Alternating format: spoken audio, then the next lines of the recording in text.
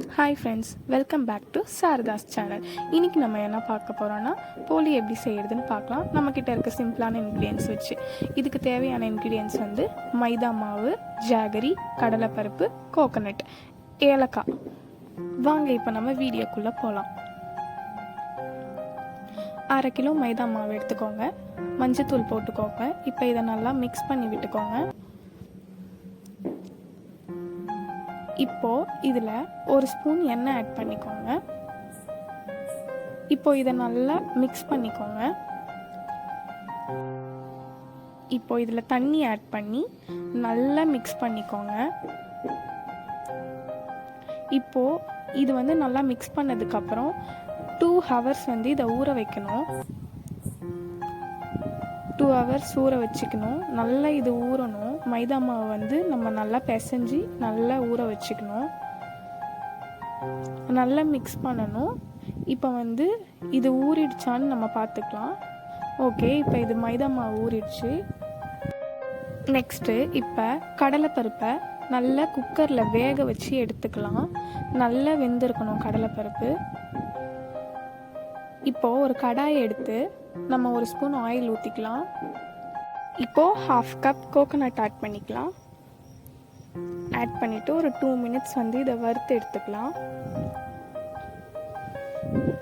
இப்போ நல்லா கிண்டி விட்டுக்கோங்க. 2 மினிட்ஸ்க்கு கொஞ்சம் பொன்னிறமாக வர வரைக்கும் வறுத்து எடுத்துக்கோங்க. இப்போது வச்சுருந்த நம்ம மிக்ஸி ஜாரில் அரைச்சி வச்சுருந்த கடலை மாவு எடுத்து போட்டுக்கலாம். நல்ல மழன்னு அரைச்சிக்கணும் மிக்சியில். அதை எடுத்து பேக் பண்ணிக்கலாம். இப்போ நம்ம ஏலக்காய் ஆட் பண்ணிக்கலாம். ஏலக்காய் ஆட் பண்ணிவிட்டு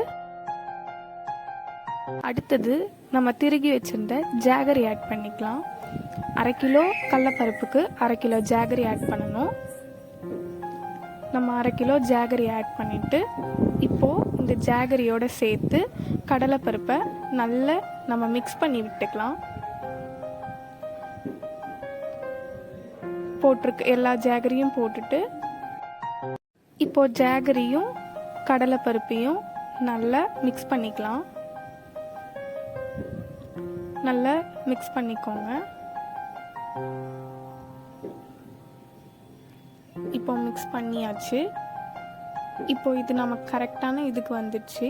இப்போது வச்சிருக்க நம்ம ஜாகரியும் கடலைப்பருப்பும் ரெண்டும் சேர்ந்து இப்போ அதை வந்து சின்ன சின்ன ரவுண்ட் பால் மாதிரி ஆக்கிக்கலாம்.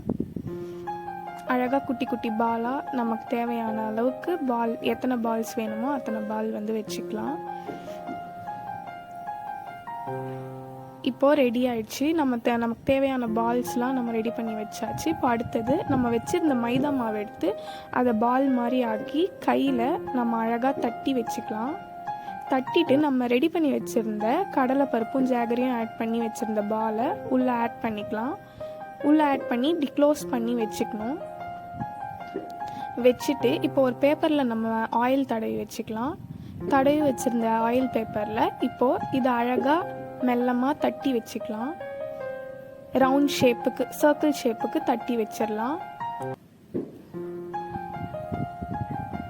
இப்போ பாருங்கள், ரவுண்ட் ஷேப்பில் இது நல்லா பார்க்குறதுக்கு அழகாக இருக்குது. இப்போ நம்ம ஒரு தோசைக்கல்லில் வச்சிடலாம். அதில் இப்போ நம்ம தட்டி வச்சுருந்த போலியை வந்து எடுத்து தோசைக்கல்லில் போட்டுடலாம். எண்ணெய் ஊற்றி வேக வச்சிடலாம். ஒரு சைடு வெந்துட்டோன்னே இன்னொரு சைடு திருப்பி போட்டுடலாம். இப்போது வெந்துட்டோன்னே அதை எடுத்து ஒரு பிளேட்டில் வச்சிடலாம். இப்படி தான் ஃப்ரெண்ட்ஸ் போலி செய்யணும். உங்களுக்கும் பிடிச்சிருந்தா வீட்டில் செஞ்சு பாருங்கள். நாங்கள் செஞ்சது ரொம்பவே நல்லா இருந்துச்சு. எங்கள் வீட்டில் இருக்க எல்லாருக்குமே பிடிச்சிருந்துச்சு. நீங்களும் செஞ்சு பாருங்கள், சாப்பிட்டுங்க, என்ஜாய் பண்ணுங்கள்.